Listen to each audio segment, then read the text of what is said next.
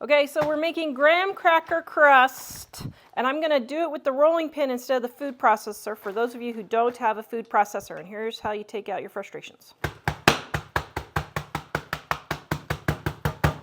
Now flip it because the big pieces fall to the bottom.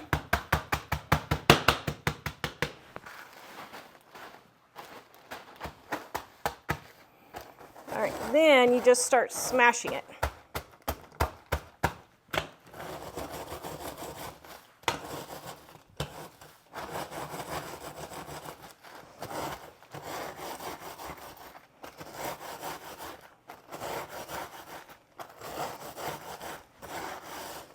Now, honestly, I think this is easier than fooling with the food processor myself, but hey, whatever floats your boat. But isn't it hard to clean the plastic bag? Nope, I throw it away.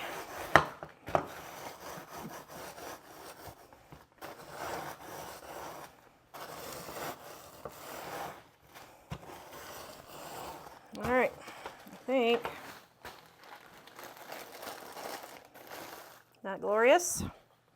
Okay, now we have our melted butter and our sugar, so I'm just going to mix my sugar in with my butter to save on bowls.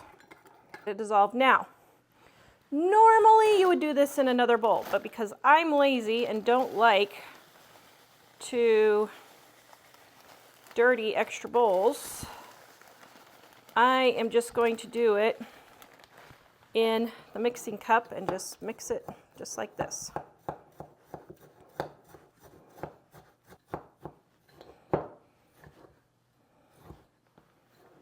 wonder if I got a full 3 tablespoons. Did I get a full 3 tablespoons? Yes, I did. Okay. That seems slightly dry. Would it hurt to add a little more? No, it'd just make it greasy if I did, but I think we'll just give it a try and see what happens. Okay, so now we've got, this one's for cheesecake. Now, you can do this a couple ways. A lot of people use a measuring cup. I like to use the bottom of a glass. It's just easier. I have fibromyalgia and it just is easier for my hand to hold.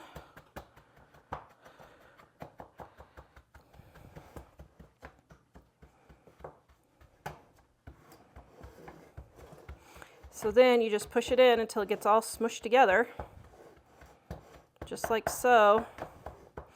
Now, comparing this for a homemade graham cracker price versus the store price, so if you get one like this, it's about 50 cents for this compared to, I think it's like $1, $1.50 for that. So if you're comparing prices, I would say if you're doing no bake, just go ahead and grab one of these. Although I will say the homemade does taste a whole lot better. A lot better. Yeah, it's like significantly better. Okay, now we're gonna stick that in a 350-degree onion.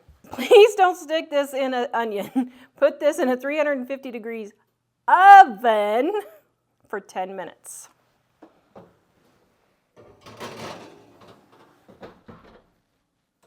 All right. And there is our graham cracker crust.